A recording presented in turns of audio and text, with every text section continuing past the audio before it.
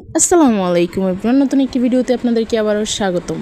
আপনারা দেখতেই পাচ্ছেন আমার মেয়ের চুলগুলো ফেলে দিচ্ছি। মানুষ তো তখন নিজের স্বাদের চুলগুলো ফেলে দেয় যখন রাখার থেকে ফালানোটা বেশি জরুরি হয়ে পড়ে।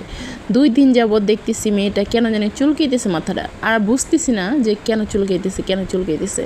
তারপর আমি ভাবলাম যে না, যেহেতু চুলকাইতেছে, ছোটো বাচ্চা, চুলগুলো ফেলে দেওয়াই উত্তম হবে। তো আমি মেয়ের চুল ফেলতে ফেলতে দেখি মাথার মধ্যে গোটার মতো হয়ে গেছে, অনেকটা ঘামাচির মতো। তো আমি মেয়ের এটা দেখে তো ভাবতেছি যে আহা, আমার ছোটো বাচ্চারা তো বলতে পারতেছে না, এই মাথার মধ্যে চুলকানোর সমস্যা তো এটার জন্য হচ্ছে। তো এই যে মেয়েকে ধরে সুন্দর করে চুলগুলো আমিই ফেলে দিচ্ছি, এবং আমার স্বামী আমাকে নিয়ে দুষ্টামি করতেছে যে নাপিত। আসলে প্রত্যেকটা মায়ের এগুলো দায়িত্ব, সেখানে নাপিত আর এটা কোনো বিষয় না। তো যাই হোক, ও মজা করতেছিল। তো এই যে আমার মেয়ের চুলগুলো ফেলে দিতেছিলাম, তবে ও অনেকটা নাড়াচাড়া করতেছিল যে আমার ফেলতে সমস্যা হইতেছিল। তবুও কী করার, ছোট বাচ্চা মানুষ। তো এই যে ফেলে দেওয়া হয়ে গেছে প্রায়।